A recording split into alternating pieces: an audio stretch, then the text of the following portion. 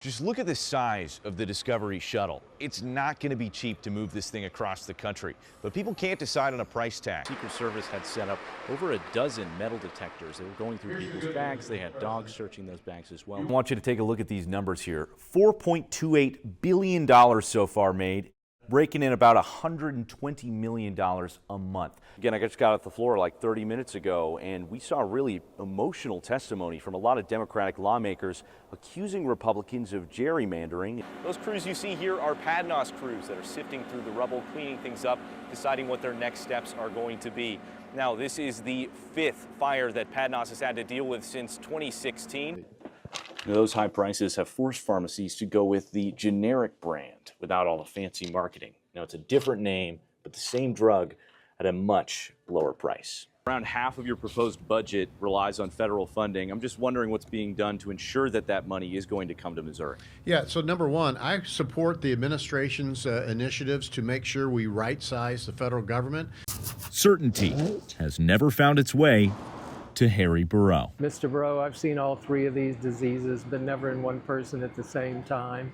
Best I can give you is a 50-50 chance to live. And he's not alone. They told me that it looked like a bomb had gone off inside my body. A generation of HIV survivors Touch more. now looking towards the future. Seeing all my friends pass away and seeing all the human rights atrocities that I've witnessed, I wouldn't wish this on anyone. But as he leaves a new mark on the neighborhood that shaped him, Burrow is uncertain again. I can look at it no other way than as a death sentence for me. President Donald Trump signed this executive order, removing all DEI language from government institutions, describing the initiatives as bringing immense public waste and shameful discrimination.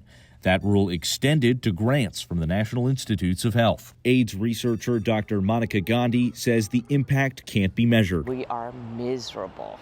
And I think that's really important to say, we are miserable. Now, according to data from GrantWatch, an independent tracker of NIH-funded research, more than $3.6 billion of funding for AIDS and HIV research has been canceled just since January. More than $14 million of that was supposed to come to UCSF's medical school's AIDS Research Institute, supporting projects they say save lives. We could end HIV by 2030. We were starting to get on that track, and that's being that rug is being pulled out from under us. It's a tune some say they've heard before. The government is now turning its back again on these people, and they could now die. Historian Joni Juster says just 4 decades later, We could be looking at a whole new generation of people dying of AIDS. Burrow says nobody can be certain about the future, but a dedication to what works must continue. Present matters. For the next generation of survivors. Hectic, it's nerve-wracking, it's frustrating, it's anger. Edward Corbett is one of many who lost power to their homes early into Tuesday morning storms. And add a couple different cords and splitters and 3 ways. But now on day 3, he's still living on a personal generator. Very frustrating. You don't know, I mean, you're trying to run through the house, trying to figure out what you got, finding cords and wires and getting gas and the generator hooked up. When the storms hit, Corbett was stuck with broken trees and a live wire keeping him inside, only able to walk to get supplies. The car was still trapped here for a day and a half, so I had no, people to help me out, so I had to walk down there every time with this gas can to get gas to keep it filled up. And how many of these will fill up one of those? Probably 3 of these. Corbett says he and his family have a limited income, and it's costing him nearly $75 a day to keep the generator running, with no help from insurance or Consumers Energy.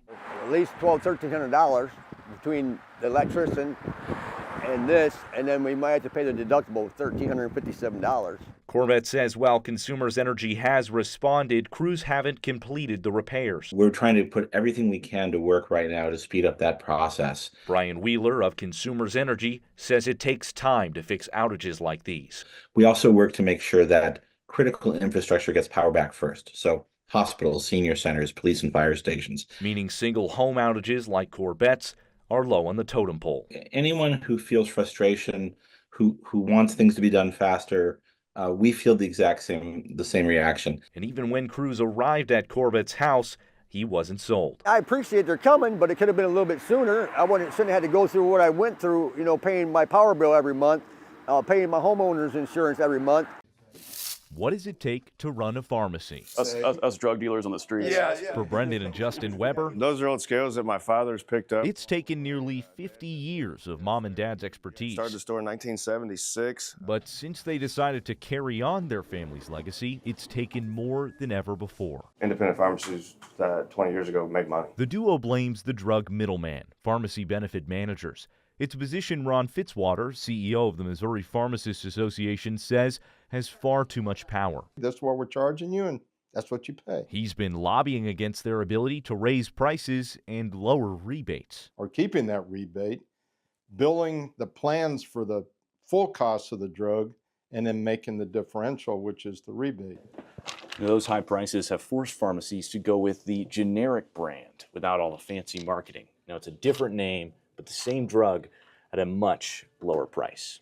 2002, I was dealing with the PBM issue. I'm still dealing with it. Even with the workarounds, the Webers say it's becoming too much to handle. You want to take care of people, but then you're looking at a person as dollars and saying, well, we just can't do it. Hoping someday soon it'll take a little less to run a pharmacy. I'm Nathan Lee, KOMU 8 News, Mexico.